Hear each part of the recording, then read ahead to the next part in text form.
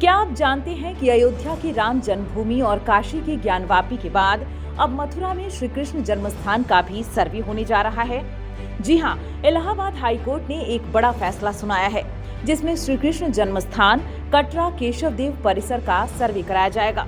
ये सर्वे किस तरह से होगा, कब होगा और क्यों होगा, ये सारे सवाल आपके दिमाग में जरूर होंगे।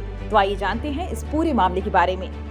सबसे पहले जानते हैं कि क्यों हो रहा है ये सर्वे। तो मथुरा में श्री कृष्ण जन्म स्थान और शाही ईदगाह के बीच काफी समय से विवाद चल रहा है। मंदिर पक्ष का कहना है कि शाही ईदगाह के नीचे ही भगवान श्री कृष्ण का जन्म स्थान है। वहीं मस्जिद पक्ष का कहना है कि ये जमीन सदियों से मस्जिद के पास है। इस विवाद को सुलझाने के लिए ही सर्वे कराया जा रहा है। इस मामले में कोर्ट ने एडवोकेट कमिश्नर नियुक्त करने का आदेश दिया है। ये कमिश्नर परिसर का सर्वे करेगा, फोटो और वीडियो भी लेगा। इस सर्वे के जरिए ये पता लगाने की कोशिश की जाएगी कि जमीन के नीचे क्या है और आखिर सच्चाई क्या है। सर्वे की तारीख अभी तय नहीं हुई है, लेकिन 18 दिसंबर को इस बारे में फैसला लिया जाएगा। सर्वे की संरचना और रूपरेखा भी तभी तय होगी। सर्वे के बाद एडवोकेट कमिश्नर अपनी रिपोर्ट कोर्ट को सौंपेंगे। इस रिपोर्ट के आधार पर कोर्ट आगे का फैसला करेगा। हालांकि ये फैसला कब तक आएगा अभी बता पाना मुश्किल है। मामले में मंदिर पक्ष का कहना है कि भगवान श्री कृष्ण का जन्म 5132 साल पहले भाद्रपद कृष्ण पक्ष की अष्टमी तिथि को राजा कंस के मथुरा कारागार में हुआ था। उस स्थान को वर्तमान में कटरा केशव देव के नाम से जाना जाता है। ओरछा के राजा वीर सिंह बुंदेला ने 1618 ईस्वी में जन्म स्थान मंदिर का निर्माण करवाया था। मुगल शासक औरंगजेब ने इस मंदिर को ध्वस्त कर शाही मस्जिद ईदगाह बनवाई।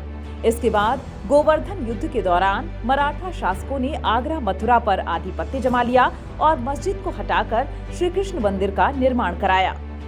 ब्रिटिश सरकार ने सन 1803 में 13.37 एकड़ जमीन कटरा केशव देव के नाम नजूल भूमि घोषित कर दी। सन 1815 में बनारस के राजा पट्नीमल ने इसे अंग्रेजों से खरीद लिया।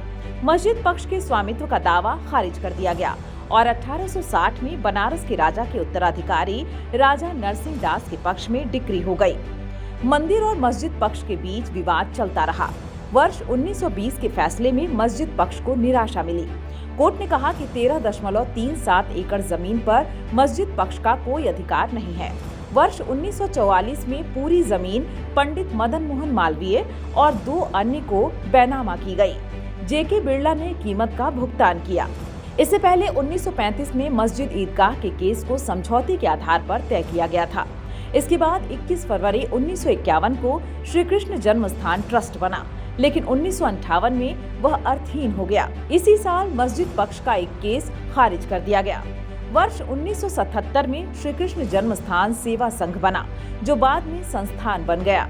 मंदिर पक्ष का कहना है कि कटरा केशव देव की जमीन भगवान श्री कृष्ण के जन्म स्थान की है। इस जमीन पर मस्जिद का कोई अधिकार नहीं है। इलाहाबाद हाईकोर्ट के फैसले से इस विवाद के निपटारे की उम्मीद बढ़ गई है।